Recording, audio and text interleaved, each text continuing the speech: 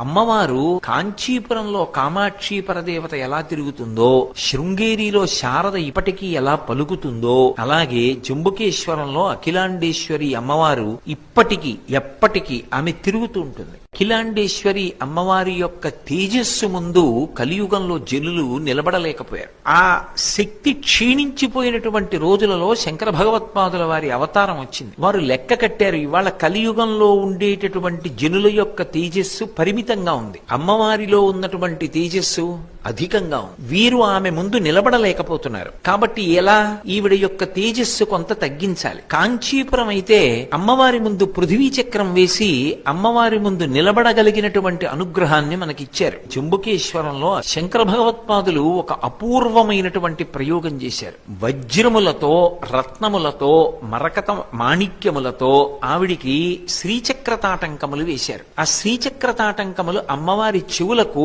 కుండలములుగా అలంకారం చేశారు. అందుకే భారతదేశంలో ఉన్నటువంటి మిగిలిన అమ్మవారి మూర్తులన్నీ ఒకెత్తు, ఒక్క జంబుకేశ్వరంలో ఉన్నటువంటి అఖిలాండేశ్వరి అమ్మవారి యొక్క మూర్తి ఒకెత్తు. ఆ శ్రీచక్ర తాటంకాలు వేసిన తరువాత అందరూ అమ్మవారి దగ్గరికి వెళ్లి నిలబడి దర్శనం చేసి ఆరాధన చెయ్యగలిగినటువంటి స్థితిని పొందారు. అటువంటి శ్రీచక్ర తాటంకాలు మసకబారుతూ ఉంటాయి. కర్పూర నీరాజనం ఇస్తూ ఉంటారు అమ్మవారికి, పువ్వులవి అలంకారం చేస్తూ ఉంటారు, బట్ట కడుతూ ఉంటారు. ఆ శ్రీచక్ర తాటంకములు మసకబారతాయి. మసకబారితే అవి తీసి మళ్లీ సాన పెట్టాలి. అందులో పెద్దలు ఏం చెప్తారంటే 326 వజ్రములు ఉన్నాయి అని చెప్తారు. రెండు శ్రీచక్ర తాటంకములలో కలిపి 326 వజ్రములు, వైఢూర్యములు, రత్నములు, మాణిక్యములు, మరకతమణులు ఇవన్నీ కూడా 326 ఉన్నాయి అని. అవి తీయాలి అంటే చెవుల నుంచి భారతదేశంలో ఒక్క కంచికామకోటి పీఠాధిపతులదే అధికారం. ఆ తాటంకములను ముట్టుకోవాలంటే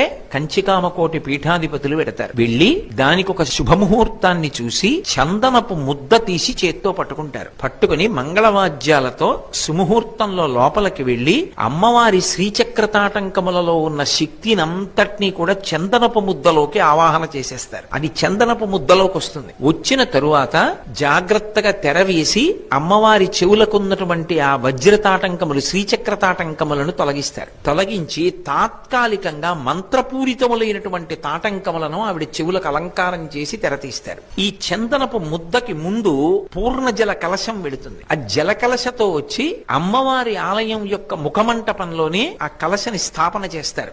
ఆ కలశ పెట్టినప్పుడు కూడా వెండి మంటపాన్ని ఏర్పాటు చేసి ఆ మంటపాన్ని అంతటినీ కూడా చెరుకు కర్రలతో అలంకారం చేస్తారు. ఆ పూర్ణ కలశలోకి మళ్ళీ ఈ చందనపు ముద్దలో ఉన్నటువంటి అమ్మవారి శ్రీచక్ర తాటంకముల యొక్క శక్తి